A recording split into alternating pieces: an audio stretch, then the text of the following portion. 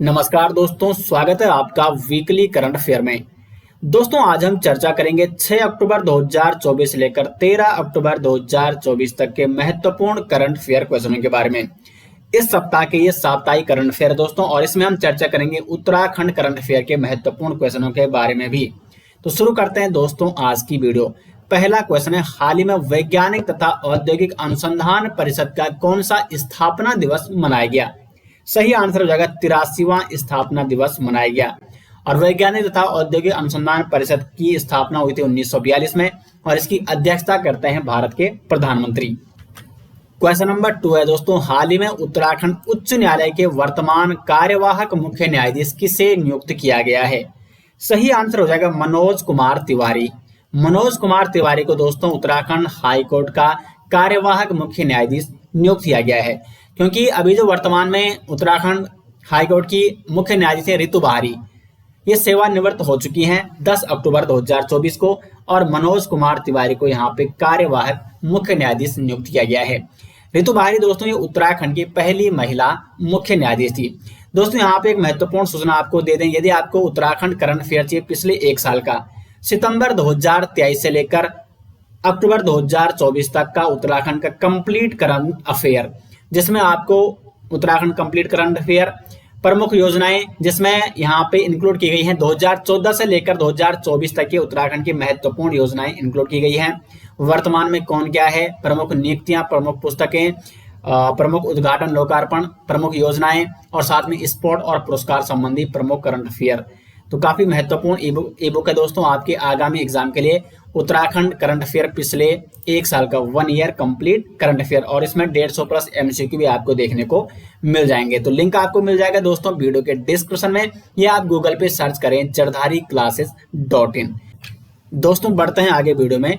Uttarakhand high court के वरिष्ठ न्यायमूर्ति मनोज कुमार तिवारी को दूसरी बार हाईकोर्ट के कार्यवाहक मुख्य न्यायाधीश नियुक्त किया गया है। उनका कार्यकाल 11 अक्टूबर से दोस्तों शुरू हो चुका है। हाईकोर्ट की जो वर्तमान मुख्य न्यायाधीश थी न्यायमूर्ति रितु बहारी, 10 अक्टूबर 2024 को दोस्तों ये सेवानिवृत्त हो चुकी हैं। तो अभी जो उत्तराखंड की जो मुख्य न्यायाधीश थी न्यायमूर्ति रितु बहारी, ये थी दोस्तों उत्तराखंड की पहली महिला मुख्य न्यायाधीश। इंपॉर्टेंट क्वेश्चन है, आपको ये भी नोट करना है। न्यायमूर्ति मनोज तिवारी इससे पूर्व भी हाईकोर्ट के कार्यवाहक मुख्य न्यायाधीश रहे हैं, और ये दूसरी बार बने हैं उत्तराखंड हाईकोर्ट के कार्यवाहक मुख्य न्यायाधीश। तब वो न्यायमूर्ति विपिन सांघी की सेवानिवृत्ति के बाद कार्यवाहक मुख्य न्यायाधीश बने थे। अब देखते हैं दोस्तों आगे जो भी उत्तराखंड हाईकोर्ट के मुख्य न्यायाधीश बनेंगे उनके बारे में आपको बता दूंगा। अगला क्वेश्चन है, त्रिस्तंभीय और 9 सूत्रीय रणनीति कार्यक्रम का शुभारंभ निम्न में से किसके द्वारा किया गया है? पुष्कर सिंह धामी, राधा रतोड़ी, शैलेश बगोली या प्रदीप पंत? सही आंसर है पुष्कर सिंह धामी द्वारा त्रिस्तंभीय और 9 सूत्रीय रणनीति कार्यक्रम का शुभारंभ किया गया। सीएम पुष्कर सिंह धामी ने राज्य में आर्थिकी और पारिस्थितिकी में संतुलन के लिए त्रिस्तंभीय और 9 सूत्रीय रणनीति कार्यक्रम का शुभारंभ किया। त्रिस्तरीय और 9 सूत्रीय रणनीति कार्यक्रम पर प्रदेश के सभी विभाग तेजी से कार्य करेंगे। पहले स्तंभ के अंतर्गत समुदाय सशक्तिकरण, दूसरे स्तंभ के अंतर्गत नवाचार एवं तकनीकी, एवं तीसरे स्तंभ के अंतर्गत वित्तीय स्वायत्तता एवं साक्षरता अभियान के अंतर्गत प्रदेश का समग्र विकास किया जाएगा। तो ये जो त्रिस्तंभीय, 3 स्तंभ में क्या क्या आते हैं ये यहाँ पे आपको नोट करना है।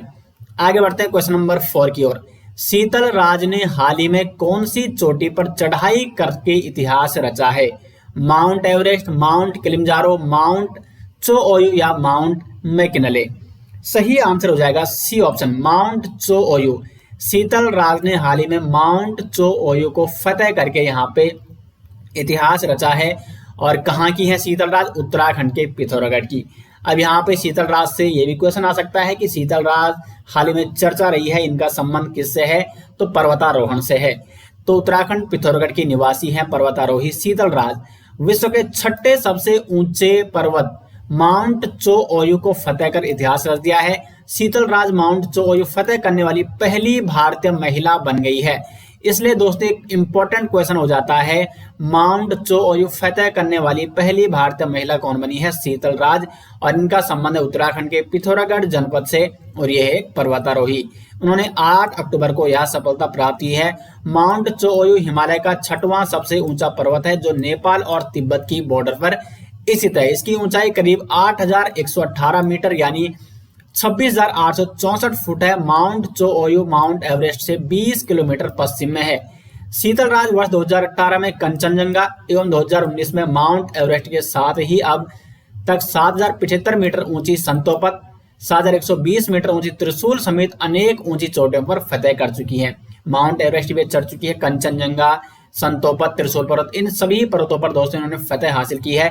उन्होंने 15 अगस्त 2021 को यूरोप की सबसे ऊंची माउंट एल्ब्रुस चोटी पर भी भारतीय झंडा फहराया था।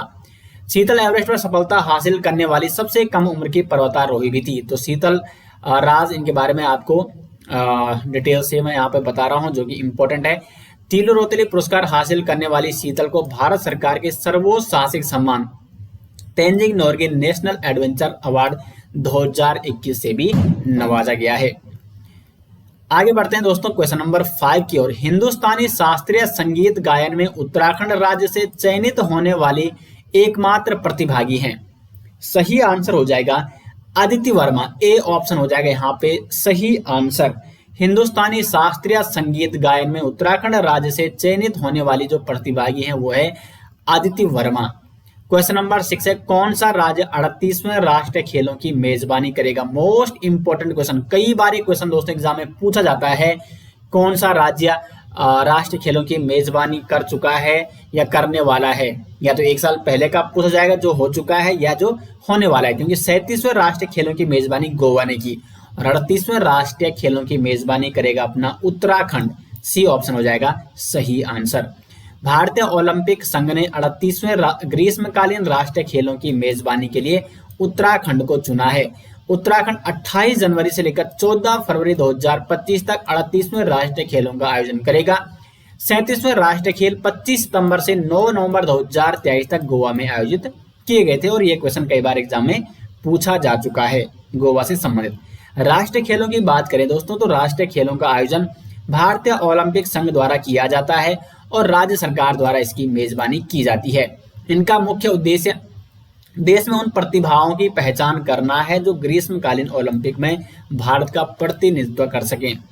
आगे बढ़ते हैं दोस्तों, नेक्स्ट क्वेश्चन है क्वेश्चन नंबर 7। दोस्तों आपको यदि उत्तराखंड पिछले एक साल का करंट अफेयर चाहिए, सितंबर 2023 से लेकर अक्टूबर 2024 तक, सितंबर 2023 से लेकर अक्टूबर 2024 तक पिछले एक साल का उत्तराखंड कंप्लीट करंट अफेयर, तो लिंक आपको मिल जाएगा वीडियो के डिस्क्रिप्शन में या आप गूगल पे सर्च कर सकते हैं jagdhariclasses.in। आपके सभी आगामी एग्जाम के लिए दोस्तों इंपॉर्टेंट है। नेक्स्ट क्वेश्चन है, हनी बेजर को उत्तराखंड के किस क्षेत्र में पहली बार देखा गया? सही आंसर हो जाएगा तराई के जंगल में। हनी बेजर को उत्तराखंड के तराई के जंगल में पहली बार यहाँ पे देखा गया है। जानते हैं हनी बेजर के बारे में डिटेल्स। तो हाल ही में उत्तराखंड के तराई के जंगलों में पहली बार हनी बेजर को कैमरे पर रिकॉर्ड किया गया।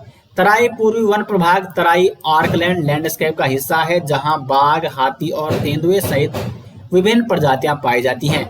आयुसीएन स्थिति से अगर हम इसकी बात करें, आयुसीएन में इसकी स्थिति की बात करें तो आयुसीएन रेड लिस्ट में सबसे कम चिंता लीस्ट कंसर्न की सूची में इसको रखा गया है हनी बेजर को। और हनी बेजर का जो वैज्ञानिक नाम है वो है मेलिवोरा कैपेंसिस। आगे बढ़ते हैं क्वेश्चन नंबर 8 की ओर। नीति आयोग के महिला उद्यमिता मंच में शामिल होने वाला देश का पहला राज्य कौन सा है? सही आंसर हो जाएगा तेलंगाना। नीति आयोग के महिला उद्यमिता मंच में शामिल होने वाला देश का पहला राज्य बना। नीति आयोग ने तेलंगाना में महिला उद्यमिता मंच का शुभारंभ किया। तेलंगाना देश का पहला राज्य बन गया है जिसे नीति आयोग के महिला उद्यमिता मंच में शामिल किया गया है। महिला उद्यमिता मंच को वर्ष 2018 में नीति आयोग द्वारा एक एग्रीगेटर प्लेटफॉर्म के रूप में शुरू किया गया और महिला उद्यमिता मंच के 3 मुख्य सिद्धांत हैं, इच्छा शक्ति, ज्ञान शक्ति और कर्म शक्ति। क्वेश्चन नंबर 9 है, मालाबार 2024 नौसैनिक अभ्यास का आयोजन कहाँ किया जा रहा है? चेन्नई, मुंबई, कोची या विशाखापत्तनम। तो मालाबार 2024 का जो आयोजन किया जा रहा है वो किया जा रहा है विशाखापत्तनम में। डी ऑप्शन हो जाएगा यहाँ पे सही आंसर। हाल ही में आंध्र प्रदेश के विशाखापत्तनम में मालाबार 2024 नौसैनिक अभ्यास शुरू हुआ है। यह अंतरराष्ट्रीय नौसैनिक अभ्यास 8 अक्टूबर से 18 अक्टूबर 2024 तक होगा। इस अभ्यास में भारत, ऑस्ट्रेलिया, जापान और अमेरिका के नौसैनिक भाग ले रहे हैं। मालाबार अभ्यास की बात करें तो मालाबार अभ्यास की शुरुआत वर्ष 1992 में भारत और अमेरिका के बीच वार्षिक द्विपक्षीय नौसैनिक अभ्यास के रूप में हुई थी। जापान 2015 में इस नौसैनिक अभ्यास में शामिल हुआ और 2020 में ऑस्ट्रेलिया नौसेना ने भी मालाबार नौसैनिक अभ्यास में भाग लिया। क्वेश्चन नंबर 10 है 70वें राष्ट्रीय फिल्म पुरस्कार समारोह कहां आयोजित किया गया? सही आंसर हो जाएगा क्वेश्चन नंबर 10 का दिल्ली में 70वें राष्ट्रीय फिल्म पुरस्कार समारोह का आयोजन किया गया। अब यहाँ पे राष्ट्रीय पुरस्कार से संबंधित कुछ इंपोर्टेंट क्वेश्चन है।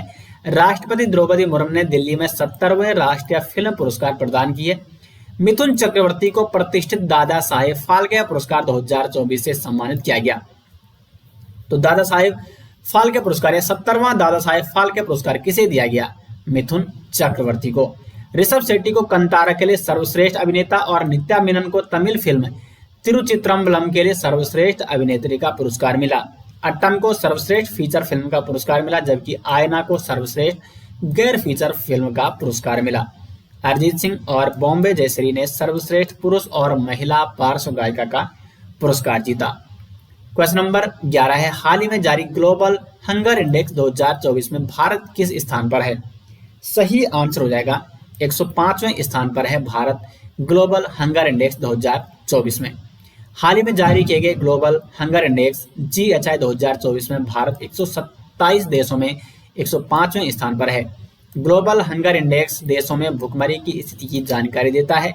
2024 की रिपोर्ट में भारत का स्कोर 27.3 है, जो भुखमरी की एक गंभीर स्तर को दर्शाता है।